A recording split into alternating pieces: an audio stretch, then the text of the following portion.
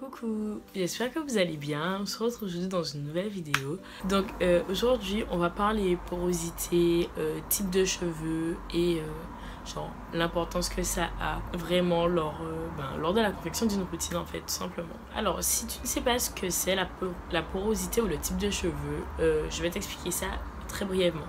La porosité, c'est en gros la capacité que tes cheveux ont à absorber l'hydratation que tu vas leur apporter.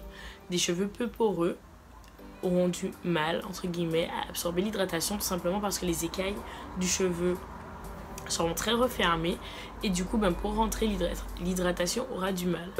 A contrario, des cheveux très poreux seront des cheveux dont les écailles seront très ouvertes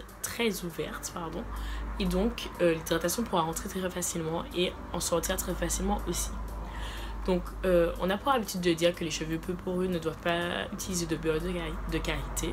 Je crois que la luminosité a baissé. Oui, on a pour habitude de dire que les cheveux très poreux, peu poreux, ne doivent pas utiliser de beurre de karité parce que le beurre de karité, c'est très épais.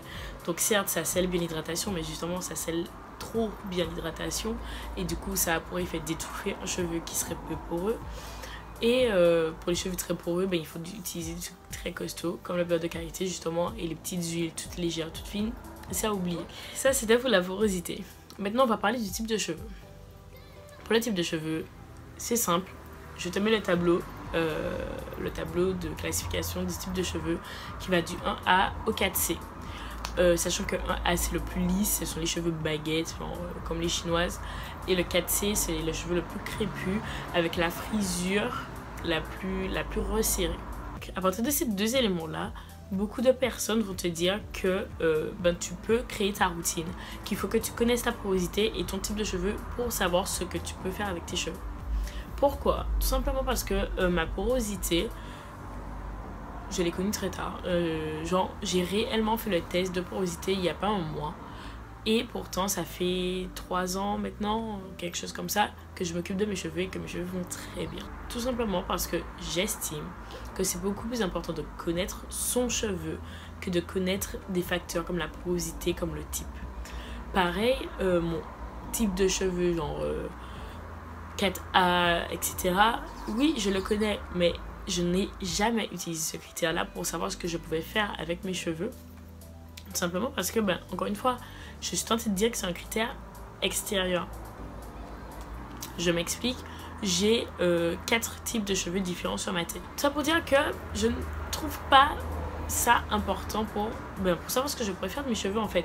Je sais que devant par exemple et au milieu de ma tête, j'ai pas de boucle naturelle. C'est pas pour autant que je ne fais pas de wash and go.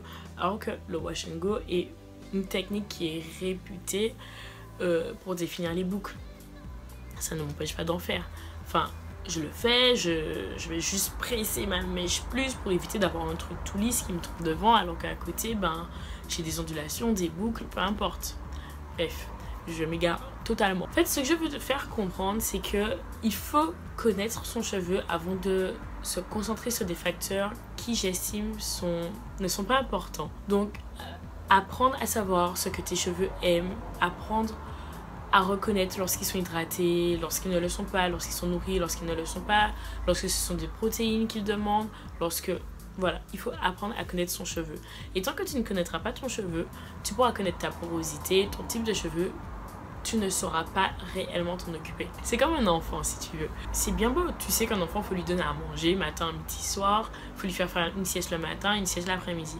Sauf que si tu te retrouves avec un enfant hyperactif qui ne dort pas, tu ne vas pas forcer le gamin à faire une sieste matin et après-midi. Enfin, ça n'a pas de sens. Au contraire, tu vas plutôt essayer de le fatiguer, lui faire des activités, etc. pour être sûr que le soir, il pourra faire une nuit complète.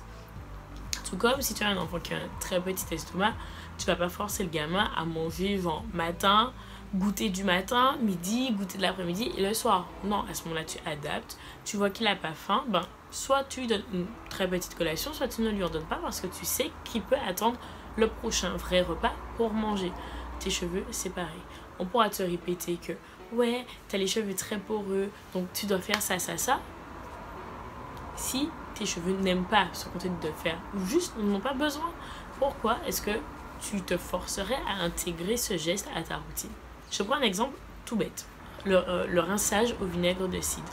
Mes cheveux détestent le vinaigre de cidre. J'ai une forte porosité, probablement parce que mes cheveux sont décolorés, mais mes cheveux détestent le vinaigre de cidre. Et d'ailleurs, je n'ai pas besoin de ça pour que mes cheveux restent hydratés sur une semaine. Je trouve aussi que c'est plus important de savoir ce qu'ils aiment réellement, quelles huiles ils apprécient, laquelle ils n'apprécient pas. Parce que là encore, en fonction de ta porosité, on va te dire ok, utilise cette huile là ou cette huile là. Mais si tes cheveux ils aiment pas l'huile, tu fais quoi? Tu vas pas te forcer à utiliser, je sais pas, de l'huile de coco alors que ça rend tes cheveux super rêches. Ok, t'as la porosité qui est supposément adaptée à l'huile de coco, mais tes cheveux n'aiment pas l'huile de coco. Alors c'est quoi? Tu t'arrêtes de t'en occuper, tu fais plus rien? Non. À ce moment-là, tu vas essayer autre chose, tu cherches des techniques.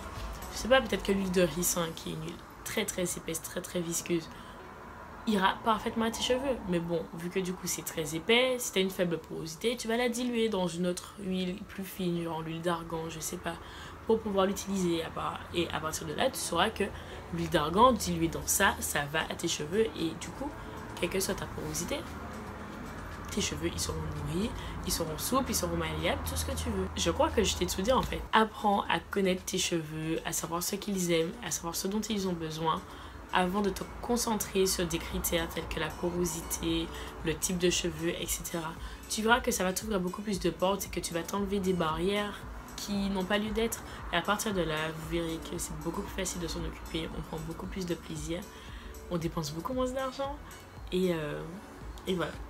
Tout va beaucoup mieux. Donc j'espère que cette vidéo t'aura plu.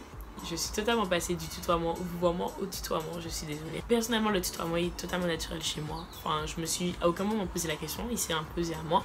Je sais que ça dérange certains d'entre vous. Je ne vais pas vous mentir, j'essaye souvent de vous voyez, sauf que vu que je parle comme ça, au bout d'un moment j'oublie et je commence à tutoyer. Mais voilà, c'est quelque chose que j'essaie de travailler, même si, sachant que le tutoiement est naturel chez moi, je n'ai pas envie de me forcer et de vous voyez en fait. Et parce que bon, en soi, parfois je parle, quand j'ai fini ma phrase, je me rends compte que je vous voyais, mais j'ai pas envie de la reprendre en vous voyant, machin, parce que premièrement, ça rend le montage super compliqué, et deuxièmement, c'est plus naturel. Ça ne sera plus naturel si je fais comme ça.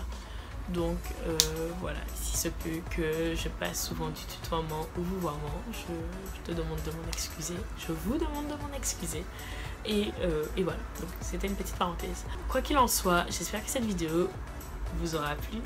Je vous fais d'énormes bisous. Comme d'habitude, si vous avez des questions, des remarques, si vous voulez réagir à la vidéo, là pour le coup, je trouve que ce serait vraiment très intéressant que vous réagissiez. Moi, je vous fais de gros bisous et on se retrouve à très bientôt.